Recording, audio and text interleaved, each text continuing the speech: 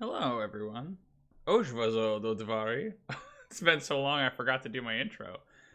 Thanks for coming out. It is world building stream time. Are you guys ready to make some monsters? Yeah? It's been so long. It's been months.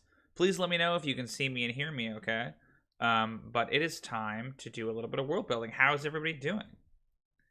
Yeah, it's been a long time. I just haven't had the gumption lately to kind of get back on the horse and do these streams, but I'm trying to have a more consistent stream schedule.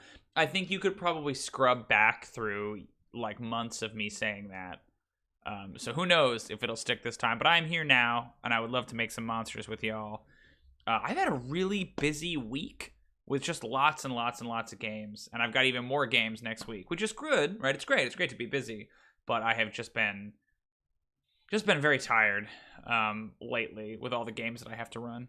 And I did that thing that I do sometimes with my undiagnosed ADD where I like hyper focused on one particular game that I was excited about and put tons of effort into that. And so I haven't really been focusing on Helm Crown very much. But if you kind of look at the climate that we're in right now, it looks like we are slowly crawling our way towards potentially being able to reopen the world, which means we can record All Hell Yogg, which means we can start Helm Crown. So it might be a good idea to actually start getting back into prep on that, right?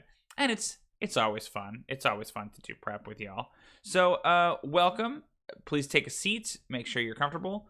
And we're going to talk about some monsters.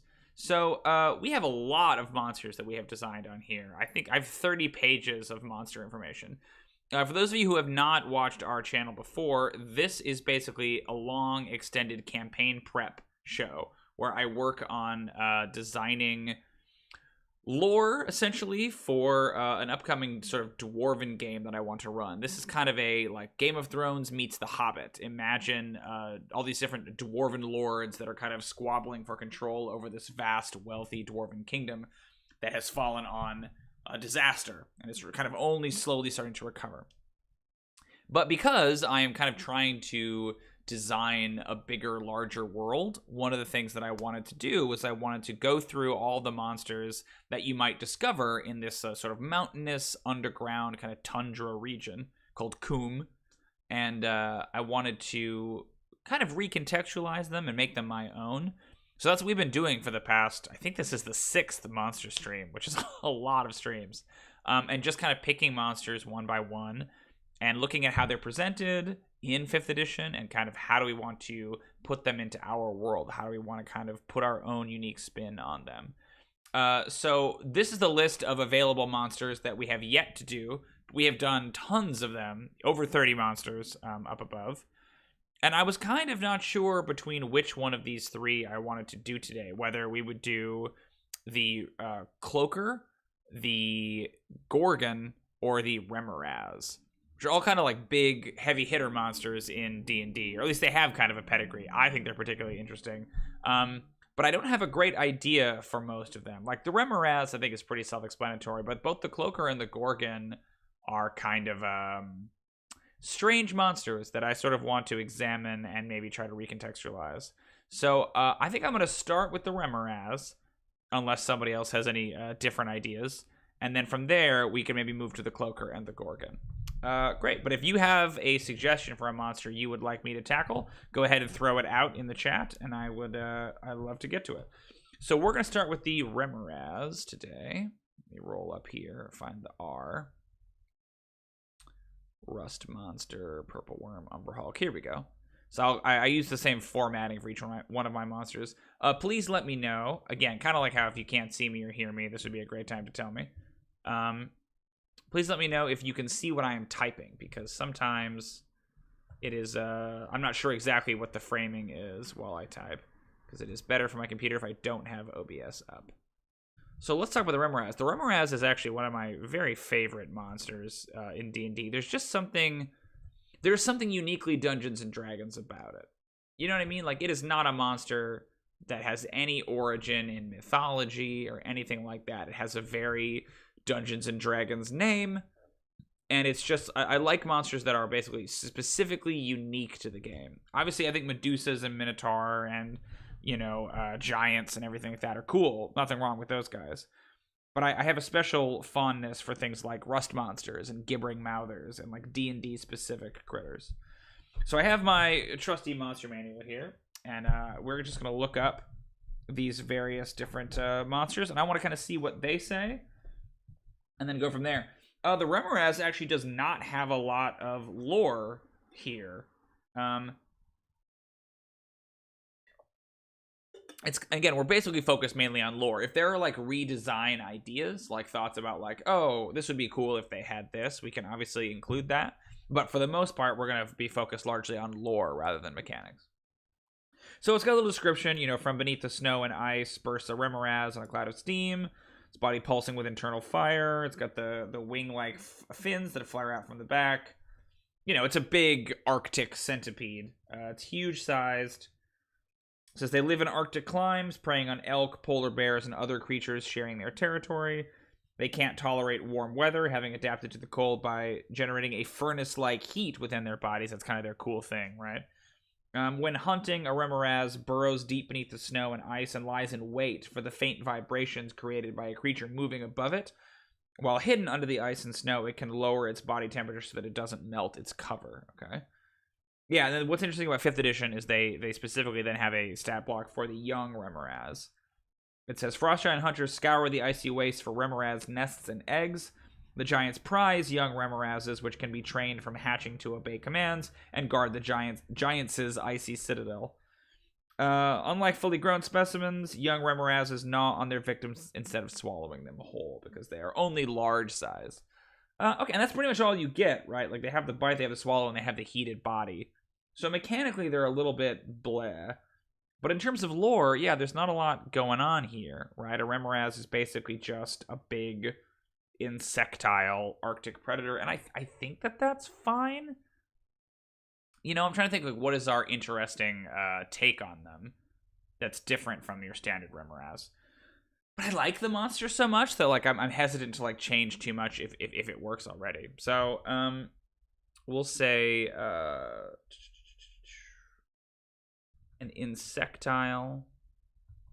Arctic insectile predator.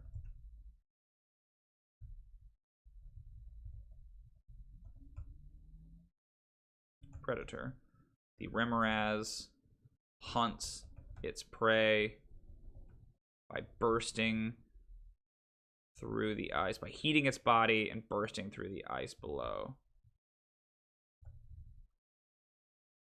Bursting through the ice below. Ice from below. Okay, cool. I mean, again, yeah, it's basically what it is. So here's what's interesting about kind of this sort of monster reflavoring that we do, right? Is that a lot of it is about finding, like, niches for them in the world. So, like, if we look at the Rust Monster, for example, right? The Rust Monster, what's up, Grant? Ooh, yeah. Tremor Sense is a rad ability. They do have it, yeah. The Rust Monster, if you look at it, right, it talks about how they are, you know, they're mechanically the same as a Rust Monster, but I have kind of reflavored them to be sort of docile and non-predatory. They're just, like, really, really stupid. They were kind of inspired by, my father used to go, pheasant hunting, and pheasants are, like, fantastically dumb birds. Like, you shoot at them, and they'll fly away, and their memory is so bad that a couple of minutes later, they'll just come back, right? They don't understand that they're in danger. And so that was kind of the idea with the Rust Monster, is that, like, they're almost cute, right? They're these little scampering critters. So in every other way, they're exactly like a Rust Monster, but they just have kind of their own interesting flavor. So my question with the Remoraz is, how do we do that here? I like the idea of playing with, like, kind of how insectile they are. Like, that's not really a thing that gets discussed very often. So I like the idea maybe there's, like, some really gross life cycle stuff. Ooh, what if we do... Because we have the young Remoraz, right? It'd be cool to wrap those in. What if we do a thing where the Remoraz, like... What are those spiders, right? Where they, like, lay their eggs, and then their eggs burst out and they eat them? I think that could be kind of neat, right? That, like, a sort of a mother Remoraz gets eaten by her young. That's cool. And then I want to talk about this Tremor Sense idea, Grant, because that seems really neat, too. A Remoraz carries its eggs to term, and when they hatch, the eggs, or the young, devour their mother for her meat. So like you can never see them at the same time, right? That like a female Remoraz, like if you see young Remoraz, they've eaten they've eaten their way out of their mother. Yeah, ugh. The young eat their way out of their mother. That's horrifying. So you could definitely imagine an encounter where you come across like a dead Remoraz, you know, and you're like, oh, ugh, and then you get closer, then like something is like pushing at it from the inside, and then out it comes. Ugh, gross. A dead Remoraz is a trap.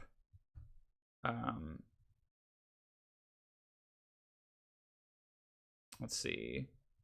Young Remoraz, because it'd be a cool way to do like a young Remoraz encounter, because they're much lower CR, like CR5, to do a young Remoraz encounter with a lower level party without having to kind of have the presence of a Remoraz around. Burst from the carcass of their dead mother. Yeah, cool. So let's talk about Tremor Sense. Yeah, I mean, it is really interesting. They talk about them as being like stationary, but I kind of like the idea of them like burrowing, you know, and like moving under. I wonder if you could do a thing where rather than having them like turn down the temperature on their body, what if they intentionally like melt the ice underneath something that they're trying to hunt, right? So it kind of causes them to fall. I think that could be cool. A Remoraz will heat its body to loosen the ice above it and plunge its prey into the... I wonder if they're aquatic. Like, do we give them a swim speed? They have those big fins. So I almost kind of wonder if they have like a swim speed, right? You could kind of make them like an Arctic sea predator, which I think would be cool. Yeah. So let's do a redesign thing here.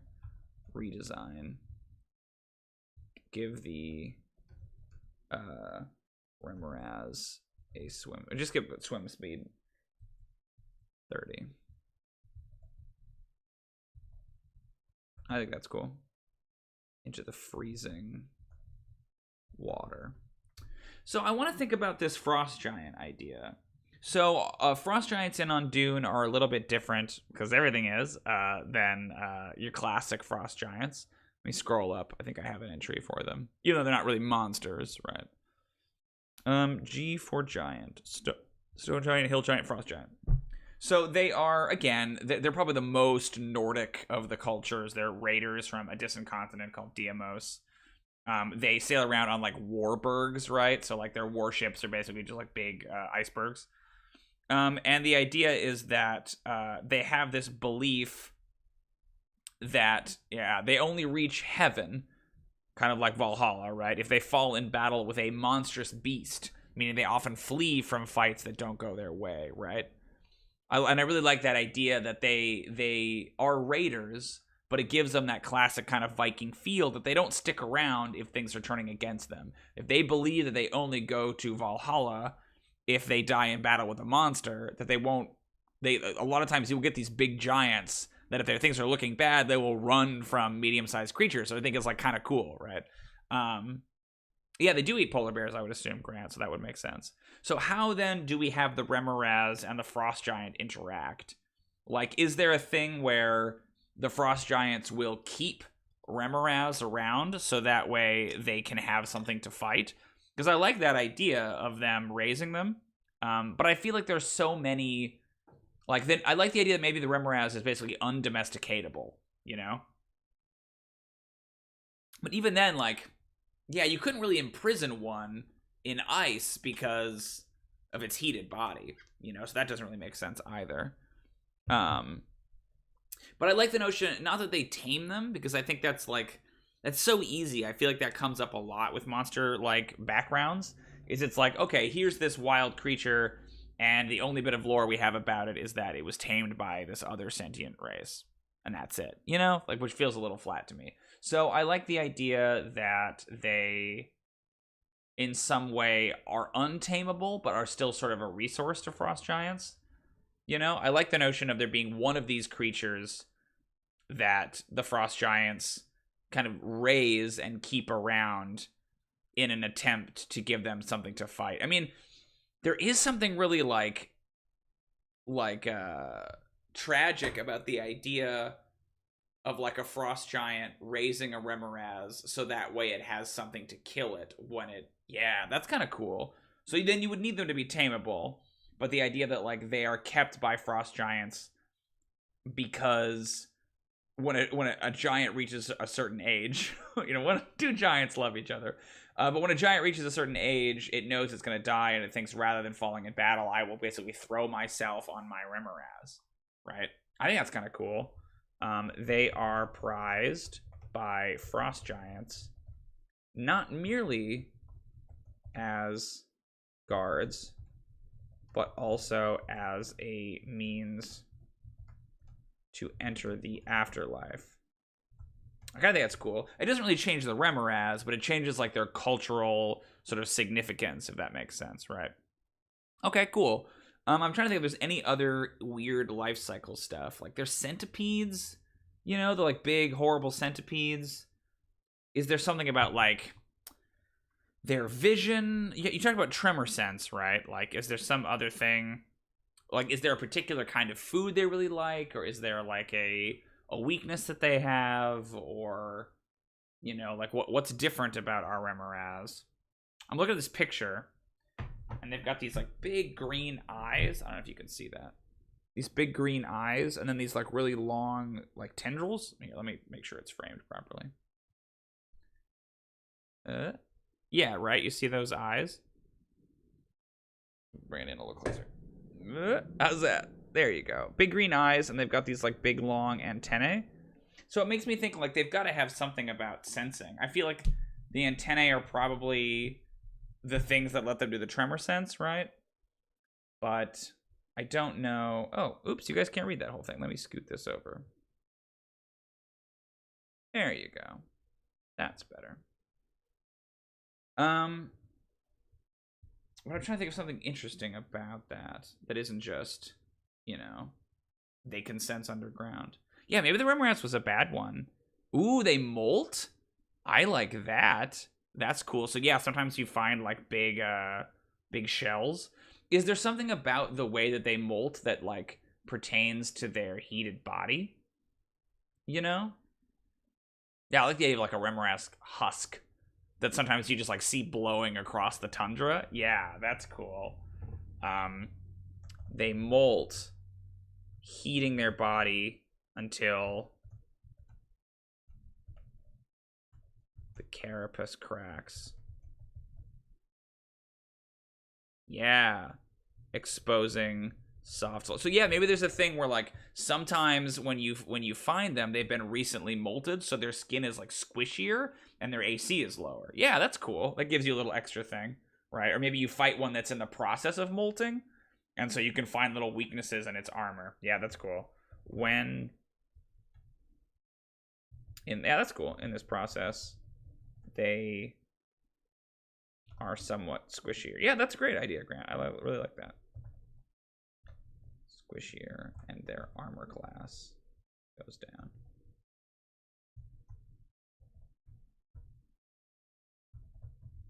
Cool.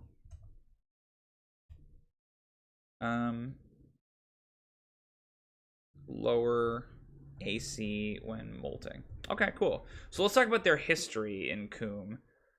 So ancient history, I mean, I feel like they would have just been kind of monsters out there on the gigantic ocean, which is kind of the northern Arctic Ocean style body of water to the north of the dwarven homeland. I like the idea of like if frost giants were occasionally raiders, what if the frost giants imported them? What if like they weren't around? Yeah, let's do that. So like there were no Remorazes in ancient Khûm. The weather was too warm. So like the winters are cold in Khûm, but the summers are pretty normal, right? Kind of think like Alaska. And so it's if they're specifically like Arctic creatures from Deimos, which is kind of like Antarctica, right? Then it would make sense to me that they wouldn't actually live there. So the Remorazes didn't exist back then. They lived somewhere else, right? But they were like imported by frost giants when the frost giants moved in. Yeah, that's cool. the Remoraz came with the Frost Giants, who swept into Khûm during the Seven Sorrows. Oh yeah, what if you kind of do like a dingoes in Australia thing where they kind of went wild and they were like this apex predator hunting a bunch of like there was like a species depletion. You know, they're too good at hunting whales and they're too good at hunting mammoths, and like the population of those animals is declined because the Remoraz is like too powerful, right? It's used to having to fight for food against white dragons and, you know, frost worms and things like that. Yeah, that's cool. So put that under present day. The Remoraz is the apex predator.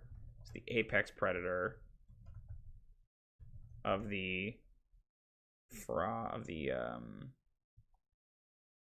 of northern Khûm.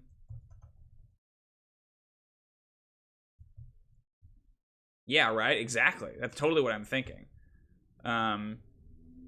There's very little that can compete with the Remoraz for food. Okay, cool. Yeah, I love it. So, its threat, I think, is a combat threat. You know, it's just gonna try to eat you. A Remoraz. And I like that idea, too, that, like, because it comes from this place where there are all these other big Arctic predators, like, it's very competitive, right? They're, like, super voracious and super, like, fearless, right? Is voracious and fearless, attacking things much bigger than itself. Attacking with no caution. Yeah, so it's just combat. It's a combat threat. Which, you know, a lot of these are things like, ironically, the purple worm is a combat threat too. But like the rust monster is an impoverishment threat, right? Like it's more going to take your stuff. The treant, my treant in this part of the world is all about infection. You know, they're not all here to fight you. But I think every once in a while it's cool to have one that's just like, it just wants to eat you. That's what it does. So let's do, yeah, a Remoraz.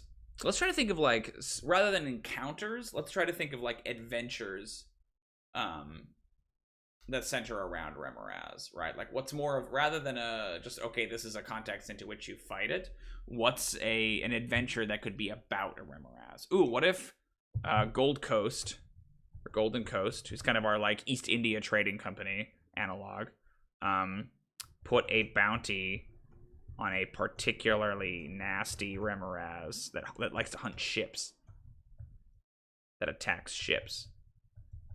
Yeah, that's cool. Okay. And let's think of one other adventure hook for the Remoraz. What's another thing you could do? It feels like something, we have one with a young, right? So the eggs aren't as valuable anymore because now they're like contained inside the Remoraz. There's the bounty with Golden Coast. I'm trying to think like if there are these apex predators, right? What kind of effect could that have on the ecosystem? You could do one that's like wandered too far inland, you know, and now it's like preying on food that, you know, it doesn't normally, but it's kind of boring. Adventure hook. I can think of a lot of encounters, right? Like we talked about before, where it like goes underneath you and like melts the ice.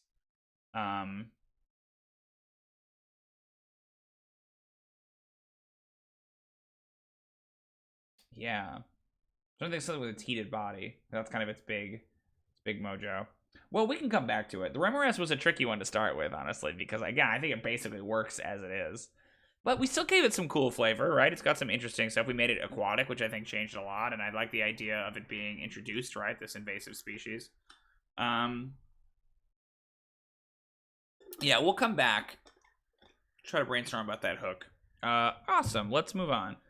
So that's the Remoraz. This is a tricky start, I think. Remoraz. Let's do we like the Cloaker better or the Gorgon better in terms of monsters? I will confess, I have always hated the Cloaker. Ooh, is the Molted Carapace magical? I don't know that it's magical. It's an interesting idea. Does it have some other like property, you know? I like it having like a more tactile use, but I think the molted carapace is a cool hit there. So like what do we do with that? What is the use for it? Because like armor plates, sure, but it's molted, so it's like it's melted off, right? Yeah, I'll put molted carapace. I like that idea. I'm not sure that it's magical because it's not really a magical creature. Hey, what's up, 2 Army Kid? You like the cloaker? Okay. I actually hate the cloaker, so I think this is a good excuse. But molted carapace, magical. Let's do the cloaker. Cloaker. I find the cloaker to be dumb. Or otherwise useful. Yeah, I think that's it. I think there's something, it's like a resource, right? It's like particularly valuable. It's like a magical reagent or it has some function. Yeah, I'll think about it. But I like that. I think that's cool, Grant. Cloaker.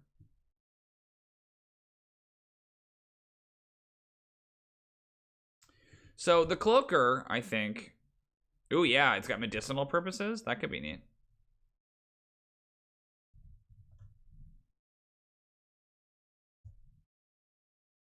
I have always found cloakers to be very dumb. So the challenge for me right now is to find a way to make cloakers cool. Oh, that's cool, Grant. Yeah. They've like tamed one. That's pretty neat. Or they want one tamed. It's kind of like the bounty on it, but I kind of like that better. Let me go back.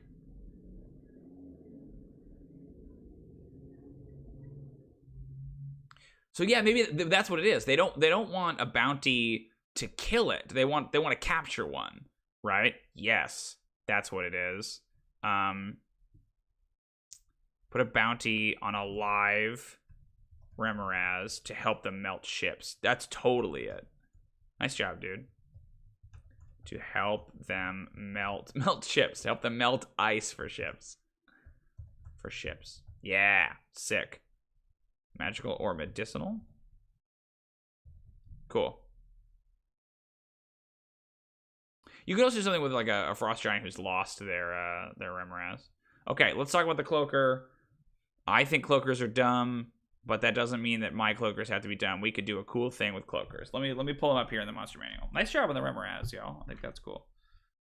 Cloaker. Okay. So this is a CR8, so it's a reasonably difficult monster. They earn their names from their resemblance they bear to dark leathery cloaks. Lurking in remote dungeons and caves, they are stealthy predators. These stealthy predators wait to slay, lone injured prey stumbling through the darkness. So they're camouflaged lurkers. It flies through the darkness, so it has a fly speed. It lives underground. It's got parallel rows of round black eye spots that run along its back. So it's got eyes on its back. But then it also has a face, which I think is weird. And then when it unveils, it opens, it's got the eyes and the teeth. So I think that's part of the reason I don't like them. I think there's something weird about, like, eyes and eyes. Opportunistic predators. They glide through the shadows at a safe distance behind groups of other creatures traversing the Underdark. They follow parties of humanoids to prey on the wounded after a battle or pursue herds of Underdark beasts, attacking the sick, weak, or straggling. Okay. They strike quickly and consume their meals as swiftly as possible, enveloping and devouring their victims. When they feed, they use the tail for defense. Okay, that's kind of cool. Where they takes a stand against dangerous foes or groups of creatures. Yeah, then it's got this moan. Cloaker's thoughts are alien to other life forms, and they communicate with one another through subsonic moans, inaudible to most creatures. At higher intensities, a cloaker's haunting moan becomes audible, evoking the sensations of doom and dread in creatures that hear it. Okay. And here's the part that bothers me. They prefer isolation, but they sometimes convene with other cloakers for defense or to exchange information about new dangers, suitable hunting grounds, or developments that might affect their habitats. When this convergence is complete, the cloakers separate again. So they're like, they're intelligent. They have like 13 intelligence. They are smarter than people, but they're like weird manta ray, underdark, screaming bat monsters. It's like, what is the concept here, right? They look like cloaks, but they're not. Like, it's not like a mimic where it's meant to look like a cloak. Yeah, but it has that. It says, while the cloaker remains motionless, without its underside exposed, it is indistinguishable from a dark leather cloak. So, is it trying to be a cloak? Is it trying to be a bat? Is it trying to be like an aberration? What's going on? Manta ray? It's got a poison stinger? Like, there's so many things happening. And they don't even listen. The cloaker they don't even make reference to the fact that they can make phantasms of themselves. A cloaker magically creates 3 illusory duplicates of itself if it isn't in bright light. That's not even in the lore. What? How? What? They're so weird. But here's the thing. I could just cut them. I could just say there are no cloakers because cloakers are dumb. But I don't like that. I like the challenge of trying to make the cloaker interesting. So what are the things that are cool about the cloaker? It's got the damage transfer that I really like. Like when it's attached, the cloaker only takes half the damage dealt to it, and the creature inside takes the other half. I think that's neat. The false appearance, I could take or leave. The notion of it looking like a cloak, if you're like in the Underdark and you see a leathery cloak, you're not going to be like, oh, someone dropped their cloak. Like, you're going to assume it's a monster, right? So I can take or leave that. Light sensitivity makes sense. It's got multi-attack, so it's got the bite, and then it's got its tail. So the bite, if it hits you with the bite, the cloaker attaches to you. If it has advantage on the attack, it attaches to the head, and then you're blinded. While it's attached, it can make this attack only against the target and has advantage on the attack roll. And it can detach itself. Okay, it's got a tail. Alright, so there's no poison on the tail. It's just got like a lashing poison. It's got the moan. Each creature within 60 feet of the cloaker can hear its moan. That is an aberration, so make a save or be frightened. There's something kind of cool about like that is like echolocation, sure. And then phantasms. It magically creates 3 illusory duplicates of itself if it isn't in bright light. They move with and mimic its actions, shifting positions so as to make it impossible to track which cloaker is the real one. So it's a lot like mirror image, right?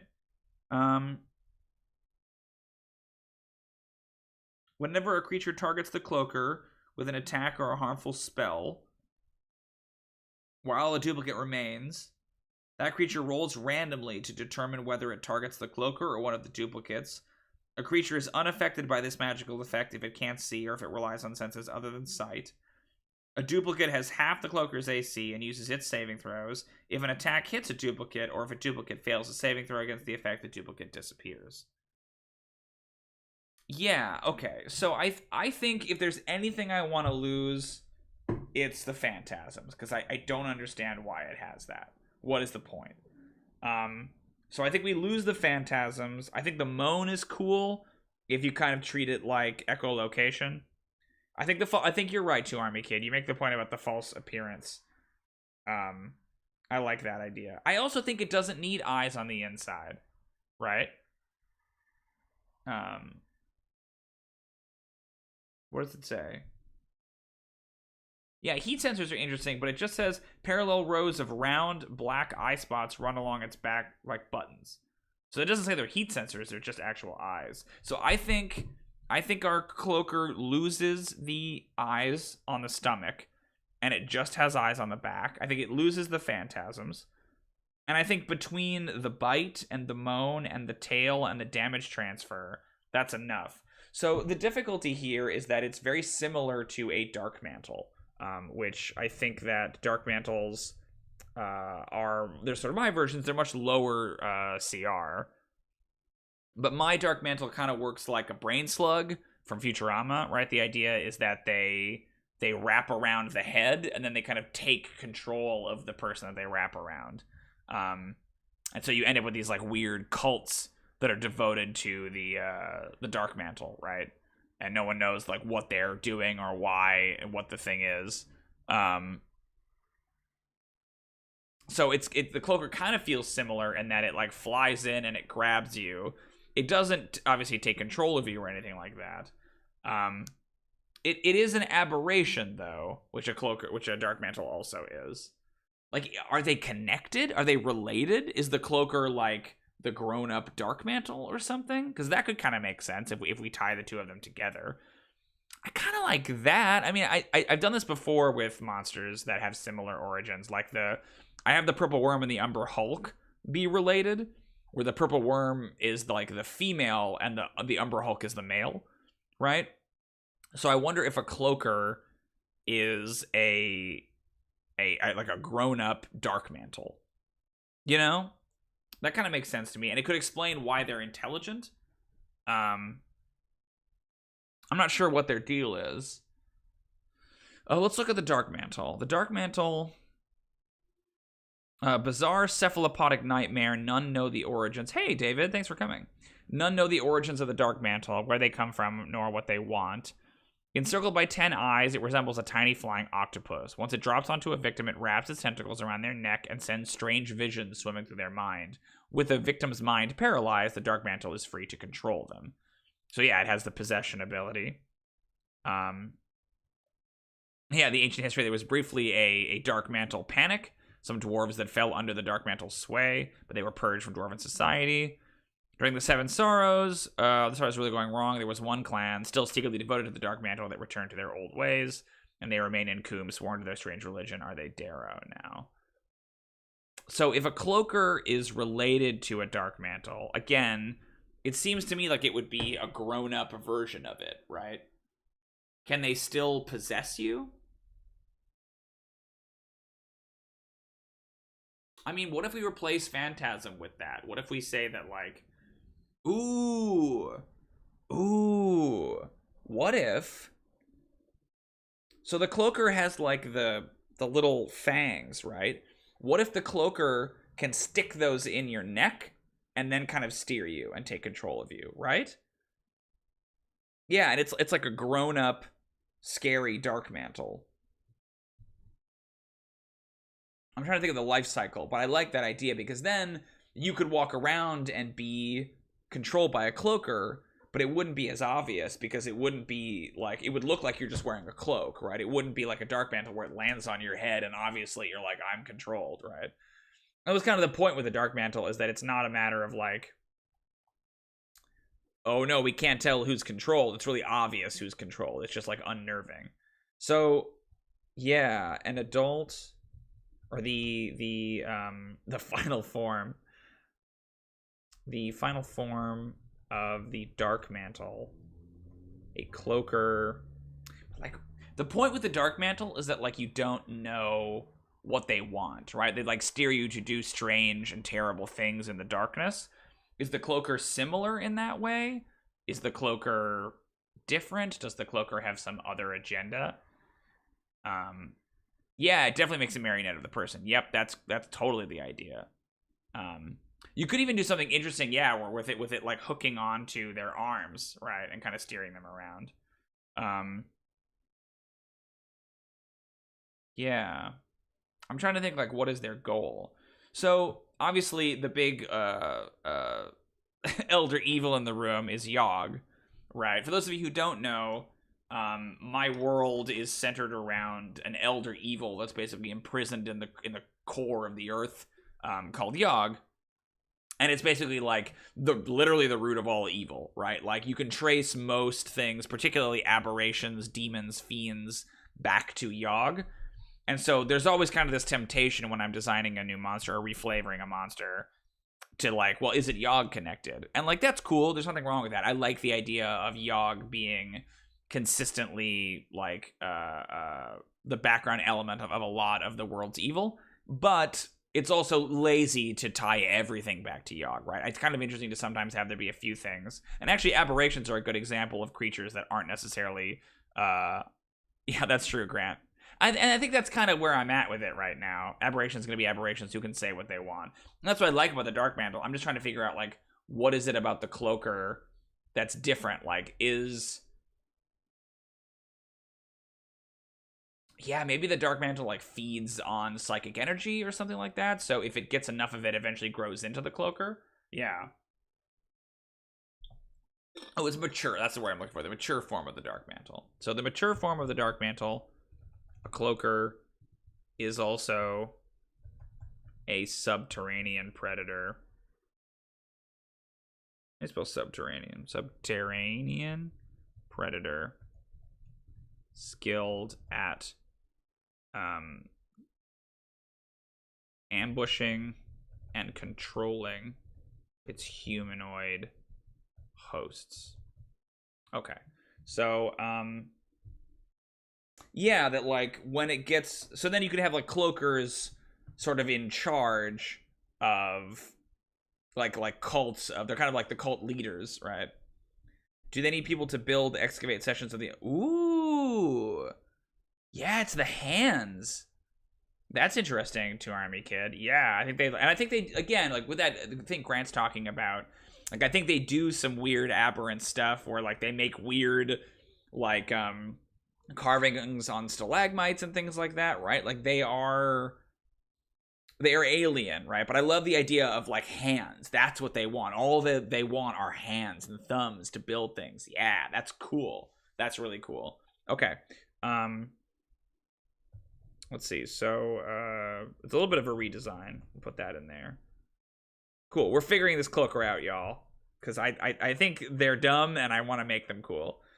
So the cloaker, we're gonna lose phantasm. That's kind of the big thing. Replace with puppeteering.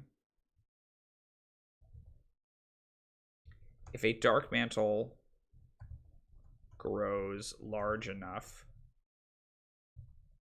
it transforms into, yeah, exactly, weird random rock piles that like don't make any sense, and you're kind of trying to figure out like what is their goal. Weird cairns, you know. It transforms into a cloaker. It infects, or it pierces the neck of its victim with its teeth and steers them around.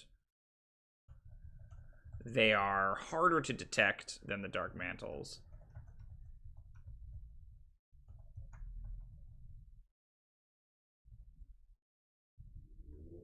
And I think they can like, yeah, that's cool. Yeah, they would recognize those piles. That's cool. I think that you could do a thing with the cloaker's eyes on the back where they can like close them, right? And then they can see through the eyes of the person that they're controlling. So you could definitely run into somebody in the Underdark who's got one of these and you wouldn't notice, right? Like if you want to have it look like a cloak, you can sort of keep the false appearance thing, but only when it's like attached. Yeah. Harder to detect the Dark Mantles than Dark Mantles. Able to, because they're able to like control them at a much more minute level. Able to control them, to control their hosts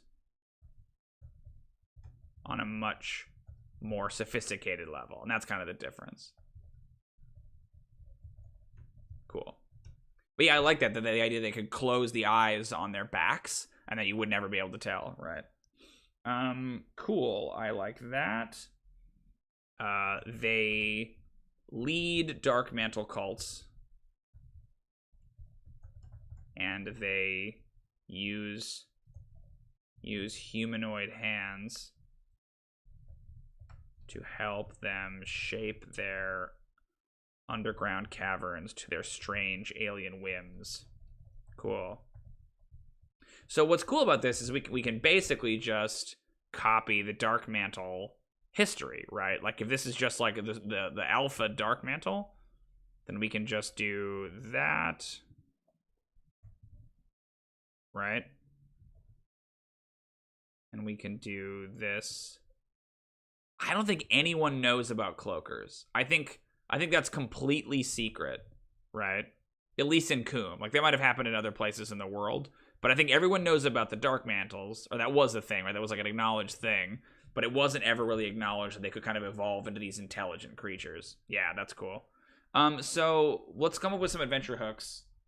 Obviously, it feels like one of them has got to be, you know, the characters encounter a lost traveler in the Underdark.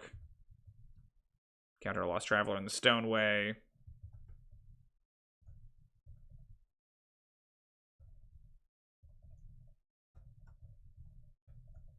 The cloaker attached. Yeah, because then you can have like the body snatcher thing, right? That they're with this person and they're a guide, and I just describe them as having a leathery cloak, and you don't understand that actually it's like a horrible bat creature. I guess there's the tail, but the tail could either be like folded up, or it could lose the tail potentially. I don't want to make them too weak though. So what are some other cloaker related adventure hooks, right? Like that are kind of different from Dark Mantle ones. We have miners are disappearing in the lower tunnels, leaving no trace. Pretty classic. While on watch, a character is possessed by a Dark Mantle. The characters stumble on a cult of the Dark Mantle, people who are not controlled. Ooh, yeah, this was interesting. The characters stumble onto a cult of the Dark Mantle, people who are not controlled, but were, and are now devoted religiously to the Dark Mantle. Yeah. Oh, sure. We talked about our Darrow. So the Darrow were like the dwarves, the mad dwarves who aren't able to create, and that by like adopting the Dark Mantle, they're able to create. Oh yeah, the belt. Yeah, they have a leather belt that wraps around. That's cute. Yeah, that's great, 2 Army Kid. I like that. So I think the Cult of the Dark Mantle still works. I want to think of one more cloaker-related adventure hook. Cloaker. See? You can make cloakers cool. I mean, beyond just like they find a magical cloak. Yeah, I mean, just it has treasure, honestly. It kind of works. Like a magical... And that's like the classic cloaker encounter, right? A magical cloak the characters find turns out to be a cloaker, and it possesses them. It's like more of an encounter than it is an adventure, but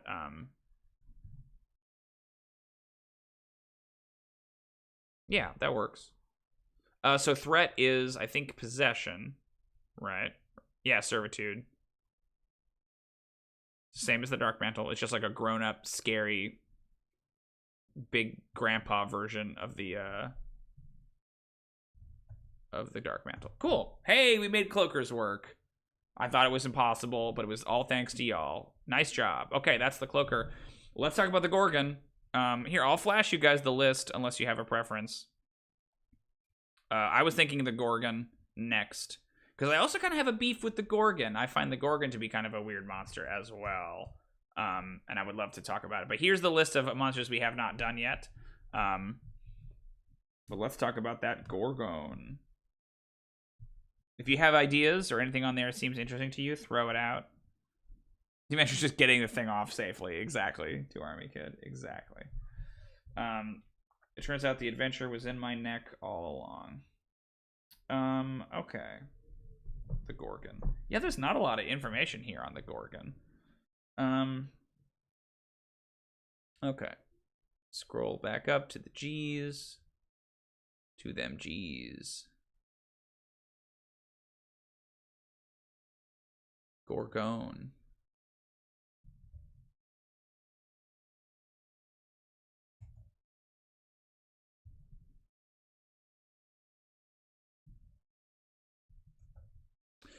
Yeah, so obviously, like, the big elephant in the room, the giant metal bowl in the room here, right, is that the Gorgon is just a name for the Medusa, and this is obviously a different creature.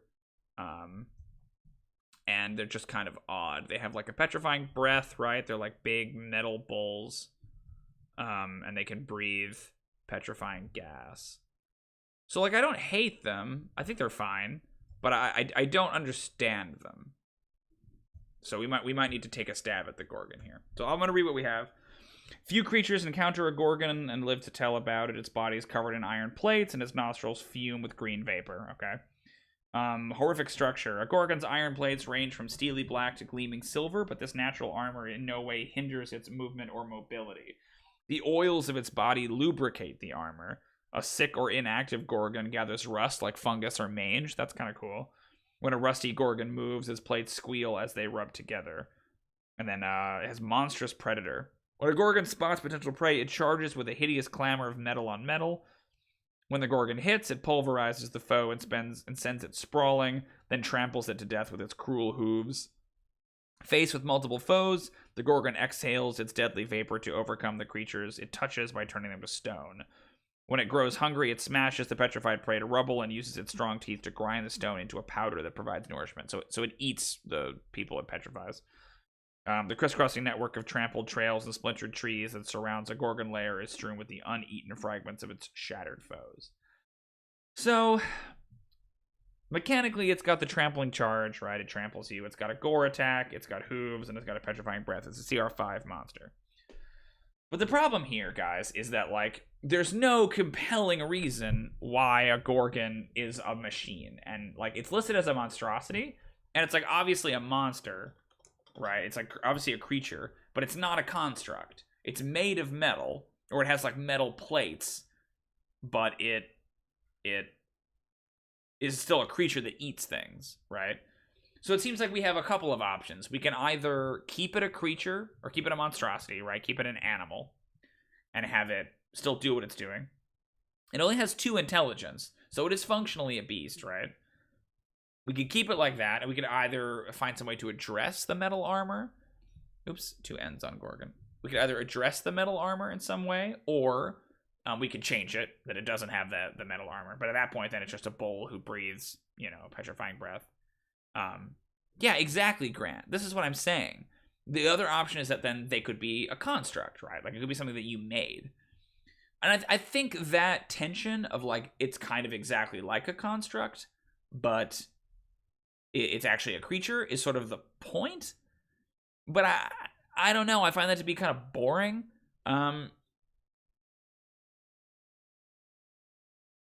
So 2 Army Kid asks, I think the crossover from another plane. We do have some of those, but I limit those pretty specifically to aberrations. So my idea is this. The Azure, as it's done, actually, I've written up the Azure. If you look at the Azure for inspiration here, right?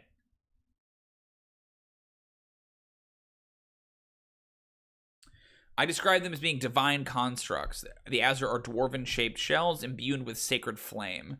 They're custodians of Krosvadon, which is kind of the big volcano in the center of Khûm, and they guard the sacred mountain against attack. Shadowrunner is on to me. Yes, I was thinking about making them an elemental. So what I loved about the flavor of the Azure in 5th edition is the idea that it is actually not a dwarf. It is like a metal casing that has been imbued with fire. So it's a fire elemental, but it is trapped in the form, like, it's basically this, like, armor that's given it sentience. If you look at fire elementals in 5th edition, they are low intelligence, just kind of like formless fire that obeys the rule it was given, and that's it.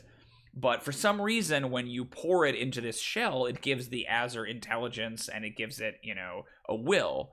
So I like the idea of making the Gorgon something similar. Like, it's clearly a shell, right? But it's been infused with this spirit of some kind. So I know we just had a conversation about let's not tie everything to Yogg, but what if a Gorgon is functionally like a metal casing that Yogg has infused, right? What if it's something that is made by, what if it's made by the Durgar?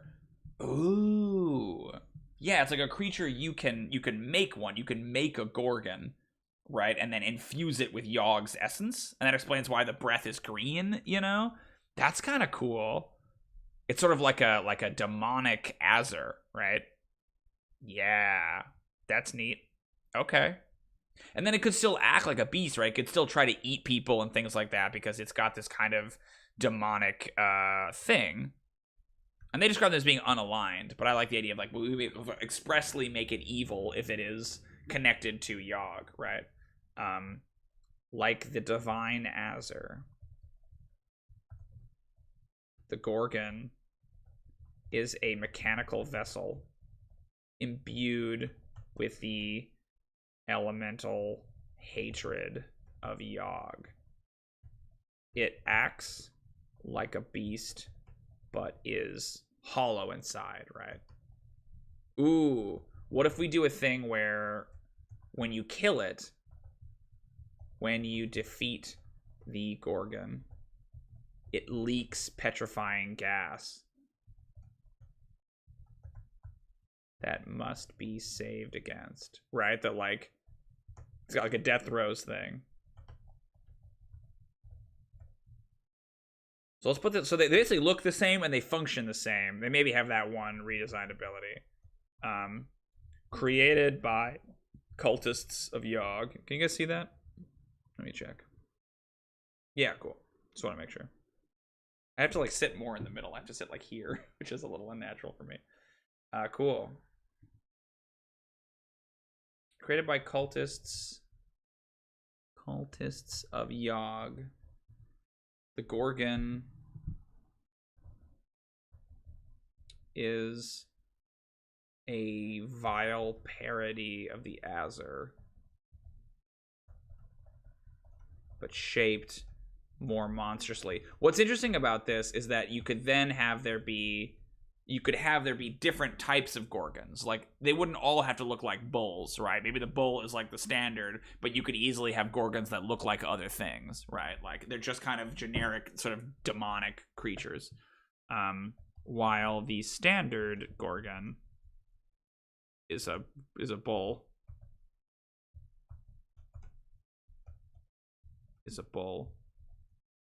There are potentially many Gorgon shapes.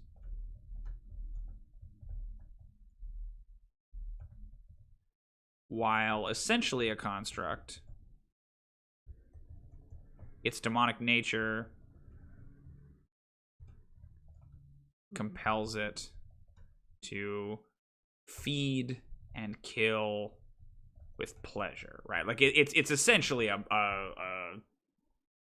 like an evil elemental, right? Yeah, that's cool. I love that. So I don't think they really were a thing in ancient Khûm. So the Duergar are like, basically there are kind of Yogg tainted versions of most of the major people of Ondune. So like tieflings are humans who have been like kind of like irradiated by Yogg, if that makes sense, right? It doesn't make them evil necessarily. It just means that they have been too close to the presence of Yogg and it just kind of turned them into these monsters. Drow are kind of Yogg irradiated elves, and Duergar are Yogg irradiated dwarves.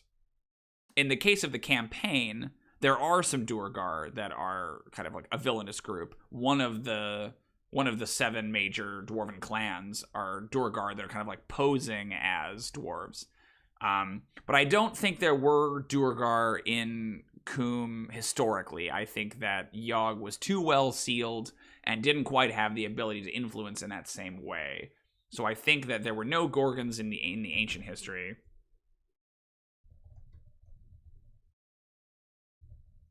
Yeah, I actually don't think they were Gorgons in ancient Khûm or during the Seven Sorrows. There were no Gorgons during the Seven Sorrows. But I do think that in the present day, Clan Ironspring, Duergar posing as dwarves, have created Gorgons.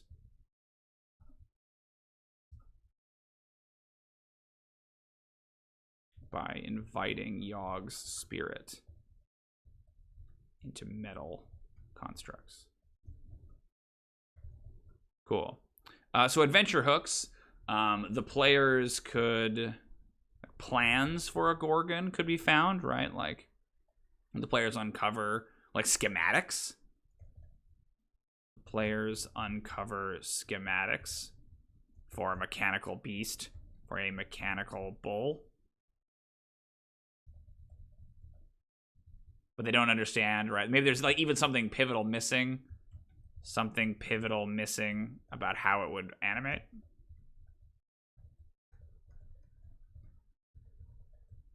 A Gorgon escapes from Clan Ironspring's clutches and rampages through the Stoneway.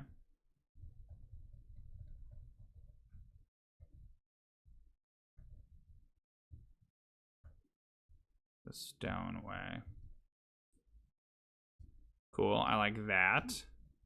And then the last one would be... It's another cool adventure hook. Yeah, the Gorgon came pretty easily. I found that wasn't that tough. I'll write this thread if you guys want to think of a cool adventure hook. Petrification is definitely the thread here. While a Gorgon has horns and hooves, its true danger is petrification. It's his petrifying breath.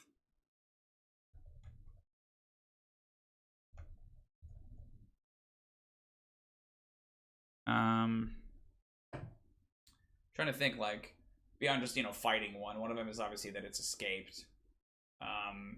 One of them is that you might see that someone is doing it.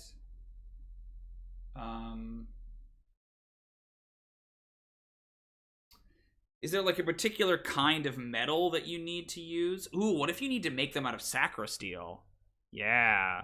They must be made from sacrosteel.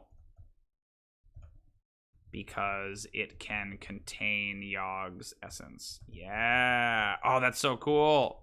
So, sacrosteel is a metal that is basically the metal at the core of the world that seals Yogg in, right? So the notion that they would have to be made out of sacrosteel because it's containing Yogg's essence, that's metal as hell. So clan Deep Vein is the clan that mines sacrosteel. Someone is stealing sacrosteel. Someone is stealing sacrosteel from clan Deep Vein. For what purpose? It feels like you could link up the first and the third one pretty well, right? You could drop these clues about this thing they're making. I mean, they might only be one Gorgon that they have, right? But it's like a super Gorgon. Yeah, that's awesome. Cool. That's 3, and we've only been here for an hour. That's rad. We have an hour left. We can make 3 more monsters. I am into it. Okay, those were the 3 that I had planned on making. So I want y'all in the chat to talk to me about what's the next monster that we make. So here are the lists. Here's what we have. We have the Cave Fisher, the Chagrin, the Drogazar, the Dryad, the Ettercap, the Frostworm, the Gaspor, the Geonid, the Griffin, the Nell Beetle, the Mephet, the Ogre, the Oni, the Owlbear, the Paraton, the Quaggoth, the Sprite, the Twigblight, the Winterwolf, the Yak Folk, and the Yeti. The Yeti and the Tear. I have some ideas about those, but I want chat to tell me which one we do next. Yeah, totally. Totally, Shadowner. Yeah, Yogg is kind of on the wax at the point at which the campaign is set. It's like, it's kind of the middle of the Third Age.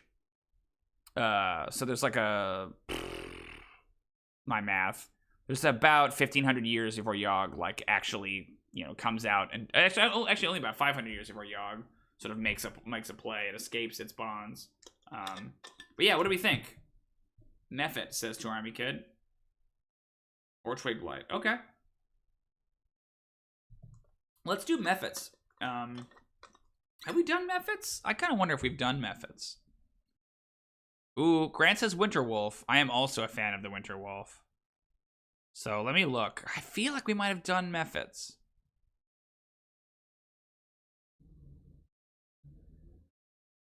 No, we've done Magman.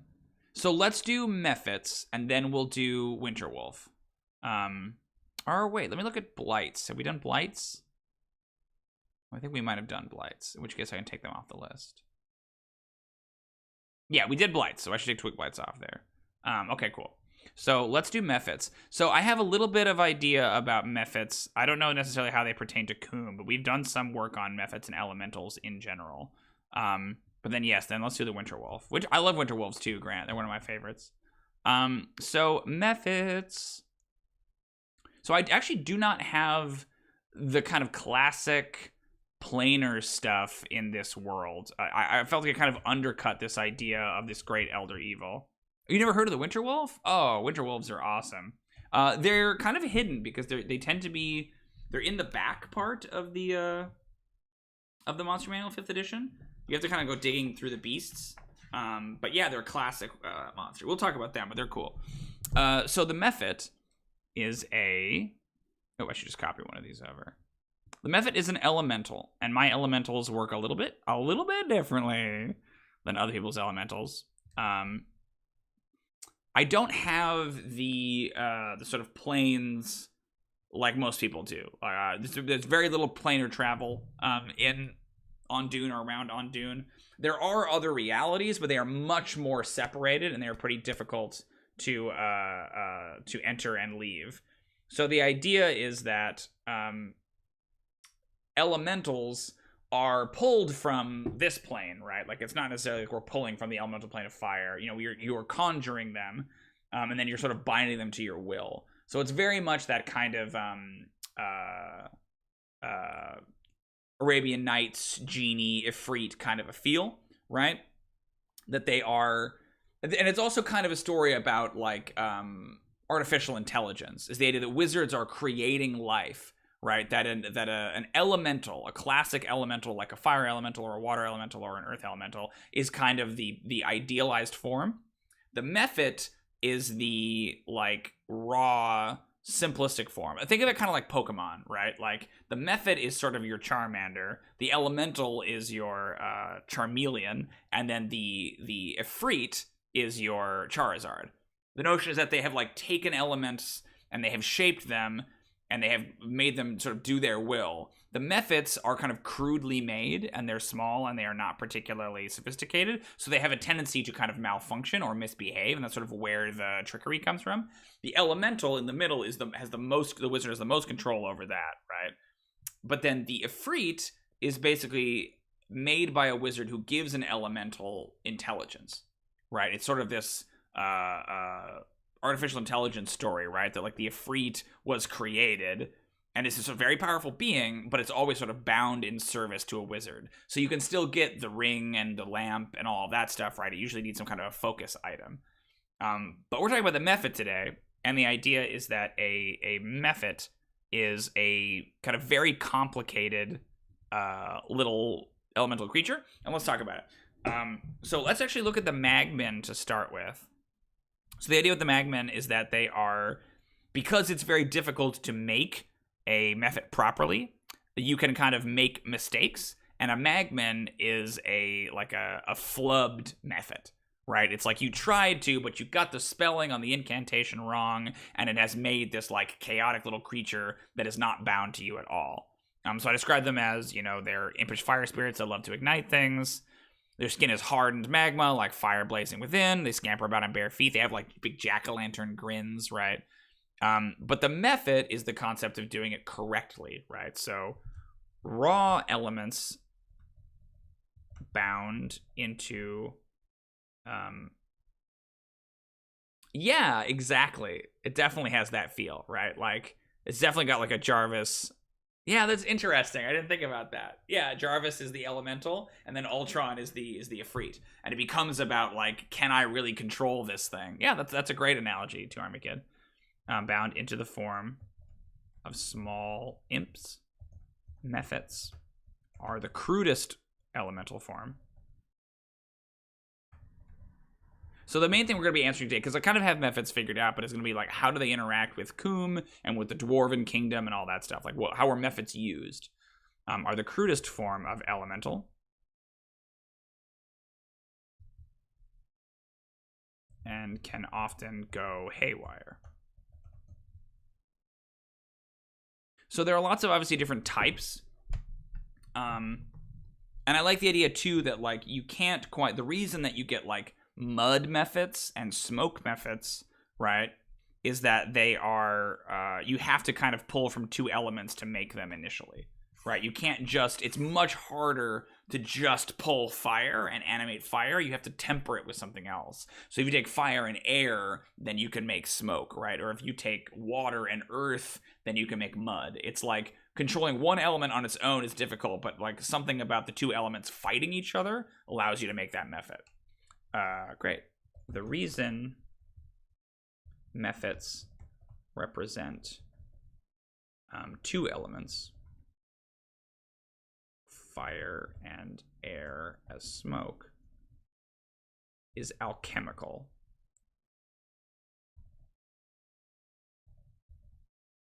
Mephits are easier to bind when two elements are working against each other. Yeah, that's cool. The process to make a method, to make and especially control a method, is difficult and baroque, allowing for many. It's unforgiving. Maybe we'll say that. It's baroque and unforgiving. It's baroque and unforgiving, often resulting in disastrous failure. So we have the Magmans, and those ones are the fire methods kind of gone wrong.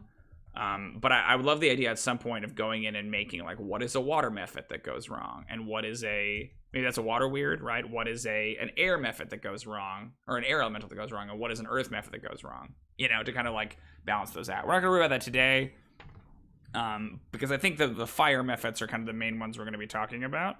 Because I believe that they are sort of the most important to the dwarves, and that they would probably have been used to help them do their forging. But let me pull up the methods here and look at the different types. Great. Okay. Ageless tricksters. Methods gather in large numbers on the elemental planes and the elemental chaos. They also find their way to the material plane, where they find places to dwell, where their base elements are abundant. Yeah, there's really not a lot here. They do have little, like, interesting... oh, yeah, that's cool. Shadowrunner. Their split nature makes them unpredictable and hard to control. Cool. Yeah, I love that. Yeah, thanks for rolling with all these, like, homebrew things, you guys. So the main ones I think that they would have had in Khûm would probably have been fire related. So the magma method, which is earth and fire. They glow a dull red. They are slow to comprehend the meanings of others' words and actions. That's interesting. And then smoke methods. Crude, lazy creatures of air and fire that billow smoke constantly. They rarely speak the truth and love to mock and mislead other creatures. Yeah, they're like smoke screen, right? They're obscuring things. Okay, cool. There's also steam methods. They leave trails of hot water wherever they go, and they hiss with tendrils of steam. Bossy and hypersensitive. They are the self-appointed overlords of all methods. Sure, they're kind of like arrogant. Yeah, right, because they're blowing steam. There's something kind of cute about how they do that, right? That they're these very simple ideas. Okay. So let's talk about the history of these guys. Let's look at the history of the Magmen, because I feel like that's going to be related.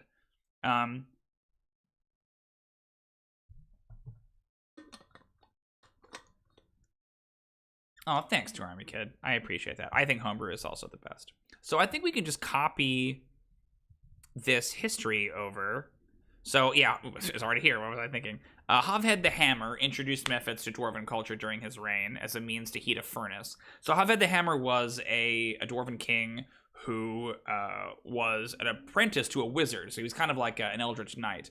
And he was one of the first people to advocate for introducing arcane magic into dwarven society, because it's arcane magic in my world is specifically created by the elves. In the way that divine magic has been sort of discovered by the dwarves. And so the dwarves were kind of naturally suspicious of arcane magic and weren't really incorporating it into their society. Havhed the Hammer was one of the people kind of trying to advocate for that. But too many accidents and too many Magmen meant that the practice fell out of style, except with one particular clan. And then the idea for the Seven Sorrows, right, is that abandoned by their creators, many methods still bound to furnaces and forges mutated into Magmen and wreaked havoc. And then present day, those few holds that still have active Magmen are blackened and scorched, everything of value burnt within them. The Magmen trapped in these holds are jonesing for anything flammable. Yeah, I think that still kind of works. Like, I don't think there are a lot of other methods. We can maybe look at the other types, right? But like ice methods and dust methods, mud methods, don't feel like they're as useful. Like, why would they have had them, you know? Oh, yeah, we had this thing, too. There's a 5% chance that when a method dies, it becomes a Magmen. And there's a 5% chance when a fire elemental dies, it also becomes a Magmen. Yeah, that's cool. So I think all of these still make sense. Even though it's about Magmen, I don't think there are a lot of methods left. You know, I think that any of the methods that would have been there in the old days have mutated at this point. And maybe not necessarily into Magmen, but into these other forms. Let's maybe do that. Let's maybe try to brainstorm, like, if the methods had to be created, what are uses for some of these other kinds of methods, right? Like obviously the magma method. Magma, steam, and smoke would have all been used. Smoke and steam. Smoke, steam. Conjured to help light forges and furnaces. But what about an ice method? What is the point of an ice method? What is the point of a dust method? I guess it would be dust first. Dust. Ice. Dust. Ice. And then what's the last one? Mud. Because, like, they could be accidents, but it feels more like, because they're so difficult to make, I think they would have to be done kind of deliberately. I could see a dust method being basically done to clean things. Like, it can pull dust to it, right? Like, as a means. Yeah, conjured to help clean and polish surfaces. That's kind of cool, right? So there would be like these like janitorial dust methods. That's neat. I was oh sure, the flu. Oh, for quenching, that's cool. Ooh, food preservation is really good. Yeah. Food. Oh, pottery? Yeah, that's so good, Shadowrunner. Those are all good. Yep. Got it. Conjured for pottery help and ceramics. So again, they probably wouldn't be as prevalent. But yeah, I love that. Yeah, Gets like, yeah, what he said. Conjured to help basically refrigerate food. Refrigerate food. Yeah, that's so good. Perfect. You got it. And then there would theoretically be like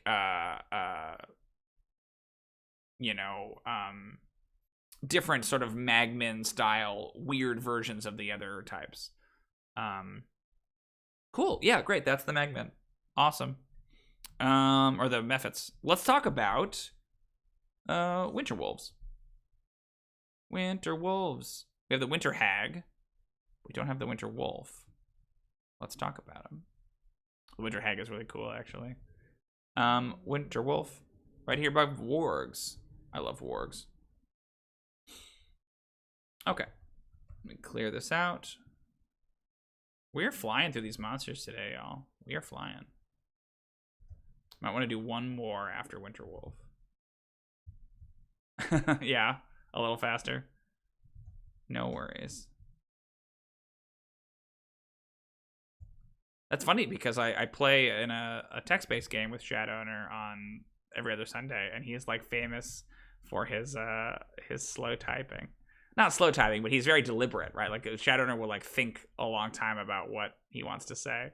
But yeah, he got you. He got you right, beat you right to the punch. Okay.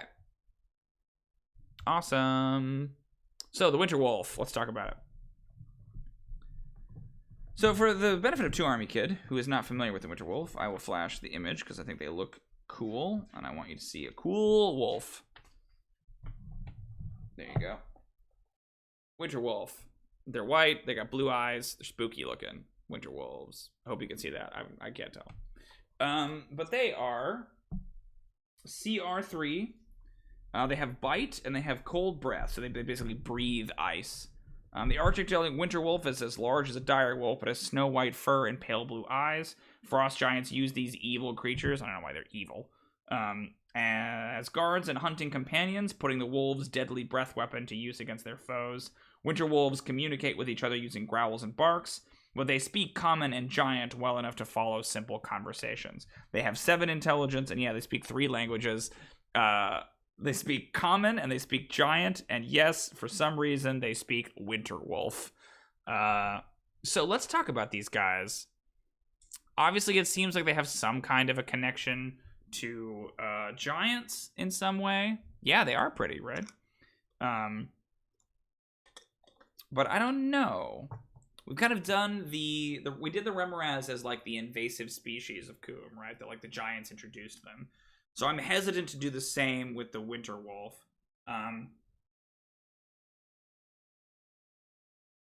The other thing that we have going on in Khûm is that we have the wargs. So wargs and Undune are a little bit different. My wargs are not evil. They are intelligent. Oh, that's interesting. The warg and the winter wolf have the same intelligence. Yeah, right. They're cute. The warg and the winter wolf have the same intelligence, and in Khûm, or in the world, sorry, in Undune, wargs are basically like sort of the companion people to the orcs.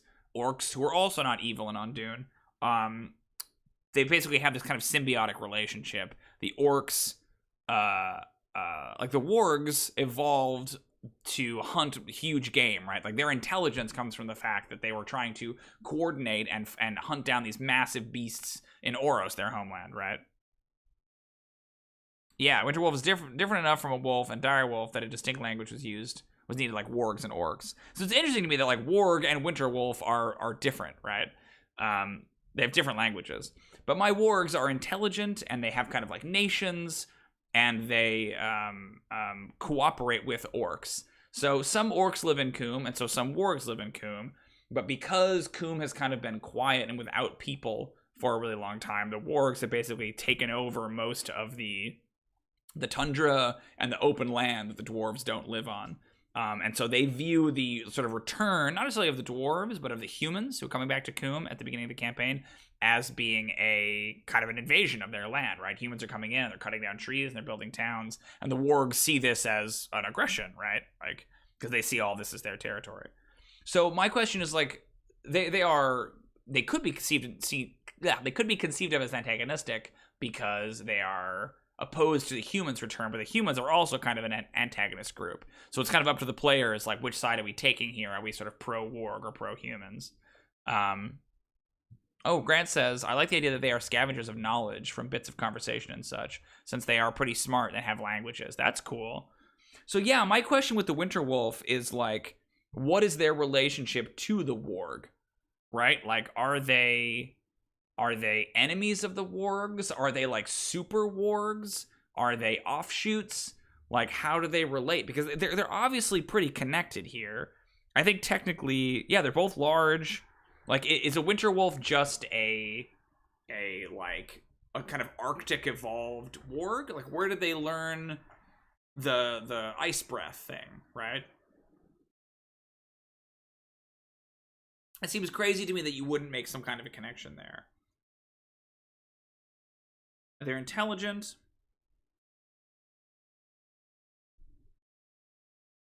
Yeah, I feel like they have to be some variety of warg. My instinct is that, you do a thing where, like, they are, blessed, or, like, 1 out of every 100 wargs is born a winter warg. Yeah, absolutely. Shadowrunner is saying that D&D is trying to improve orcs' image. I'm doing the same thing. Yeah, I have a couple of orcs in one of my personal games right now, and yeah, we changed menacing with primal intuition and a couple of other things. I kind of have my own homebrew version of the orc, because again, I don't know. There's a lot of yuckiness with them too, but I think it's also just more interesting if you say we have this kind of like wild race, this like kind of primal, living in the wilderness, being close with nature, in a way that elves aren't. Like, the way I kind of think of it in Undune is that the dwarves are all about stone, the elves are all about stars, and the orcs are sort of all about the earth, right?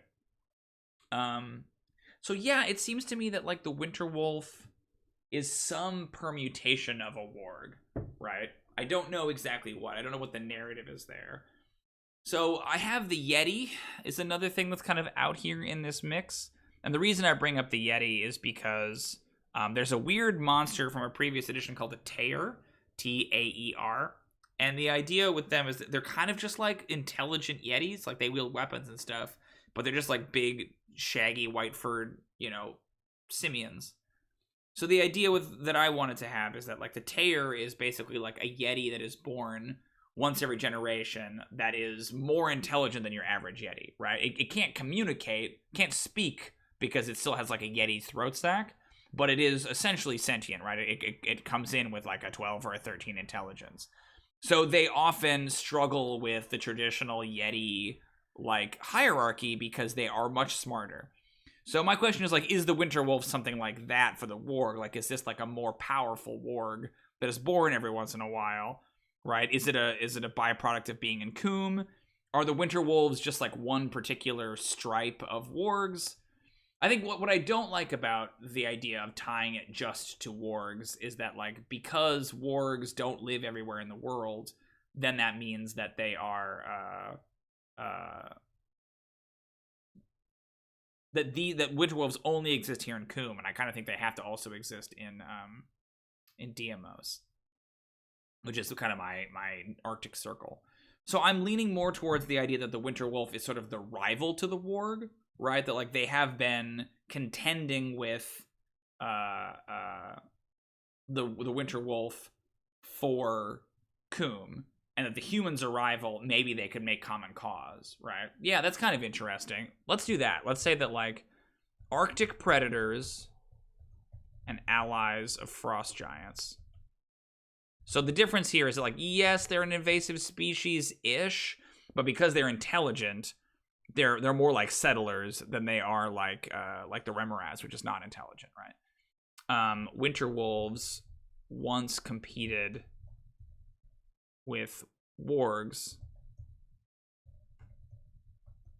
for territory, and it's that thing where the Winter Wolf is a CR3, the warg is a CR1/2. So what that tells you is that the Winter Wolves are a little bit more solitary, and the wargs are much like better at teamwork, right? I might even make the warg's intelligence score higher than the Winter Wolf, right? That they're like a little bit smarter. Once compete with wargs for territory. Ooh, I wonder if like Winter Wolves, Arctic predators, Winter Wolves, awakened by the frost giants. So they were originally just wolves, but sometime in the ancient history, the frost giants like awakened them, right? Yeah, that's cool.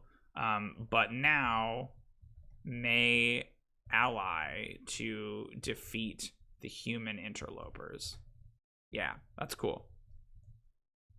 So culture, originally simply wolves, native to Deimos.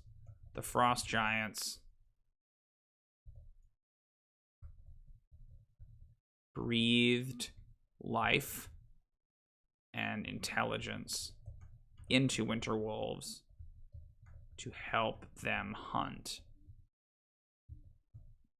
Now they are a thinking people, all their own, but they have very little space to run in Deimos and were thus transplanted to Khûm, to the wide tundras of Khûm. Let's say the wide tundras of Rubicos, because that's the continent.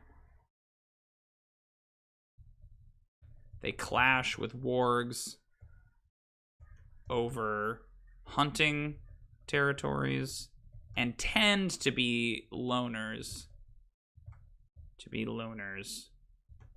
Right, like you're much less likely to get a coordinated pack of winter wolves, right? And I think that's just kind of a byproduct of their CR, right? That like you can't have 6 winter wolves in an encounter unless the party's like 15th level or whatever. But you could easily have 6 wargs in a lower level party encounter.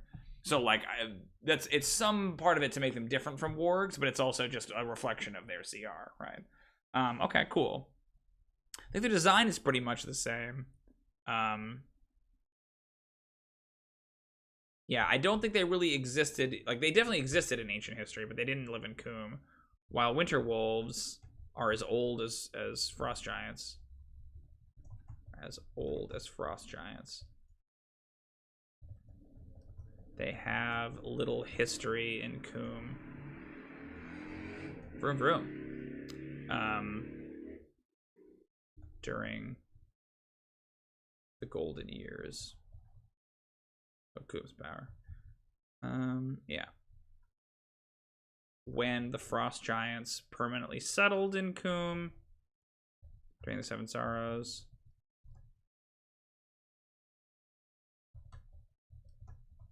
Permanently settled in Khûm during the Seven Sorrows. Ah, that's assumed, yeah. The Winter Wolves ran amok.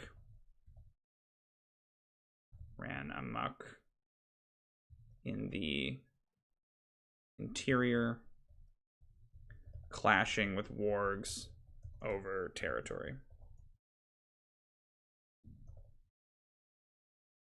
Now, as the humans return to Khûm, the wargs and the Winter Wolves are flirting with an alliance to push them out. Cool. So threats, I think that it's combat. Yeah. Winter Wolves are solitary. It's kind of that,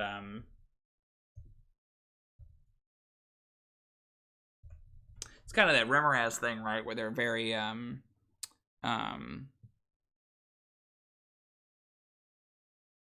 was I gonna say? Where they're very competitive, right? Because they've been living in DMOs for so long. Are solitary and voracious. I kind of liked Grant's idea though about them being like hungry for information. You know, I'm trying to figure out how to like reconcile that. I like them as being like a little like cannier is the wrong word, but like they strike me as more like scavengers than they do as hunters, right? They've got the cold breath, which is powerful, but like they don't have the coordination and the teamwork that the wargs have. They are thus more often scavengers. And will sometimes parlay with prey, with intelligent prey. Right, like they're kind of like traders in information. A winter wolf. Yeah, right. I was wondering if you were gonna like it. Yeah, this whole campaign is basically set in an everlasting winter, so there's lots to chew on here. Offers the party a secret. A pair of winter wolves. No, let's do the wargs are sending a delegation. Yeah, exactly. I think that's totally right, Two Army Kid. A delegation to treat with the wargs. I might have to be done after this, guys. I'm getting hungry. Oh, the wargs sending a delegation to treat with the wargs. Smart. Yeah, that's interesting. Maybe like a defeated winter wolf. I'm trying to figure out like where that comes from. Ooh, yeah, what if they love stories? So the Frost Giants are very based on the Norse. And so the idea that the Frost Giants would spend a lot of time spinning sagas. So the Winter Wolves, like, yeah, their like weakness is that they love stories. They love stories and sagas and can easily be yeah, a defeated Winter Wolf offers to tell the party a story. Yeah. Can easily be charmed or pacified with a good tale. I love that. With a good tale. Let me think of one more. What's one more adventure hook? Again, not an encounter. That's what's tricky, right? Is that it's easy to be like, one attacks them. Like, okay, but let's think a little bit more keenly about this.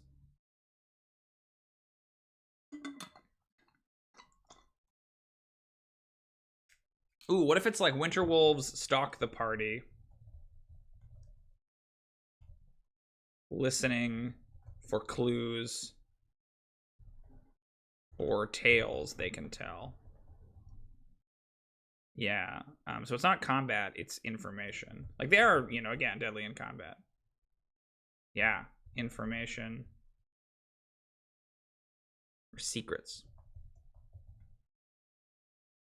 If players aren't careful around winter wolves, their secrets might get out. And they do that. They're sort of like encourageable gossips, right? Like if they hear something, they have to talk about it. Yeah, that's cool. Okay, hey, we did 5 monsters, everybody. That's pretty good. We did. Let's go through them real quick, and then I will probably sign off for tonight.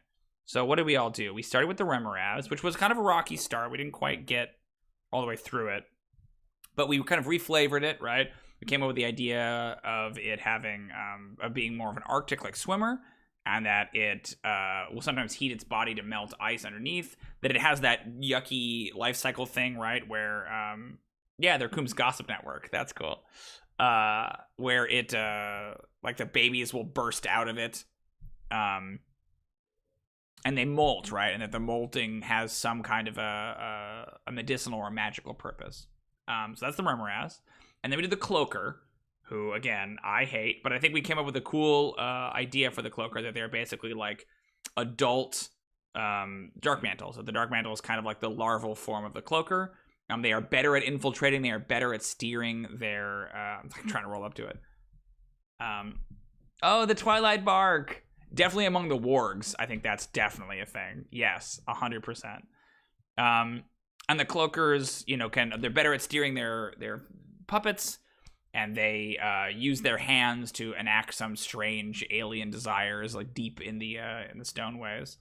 That's cool.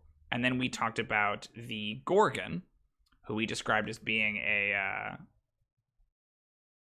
Ooh, that's cool. Yeah, more late night howling. Yeah, you guys are really hitting these winter wolves. That's awesome.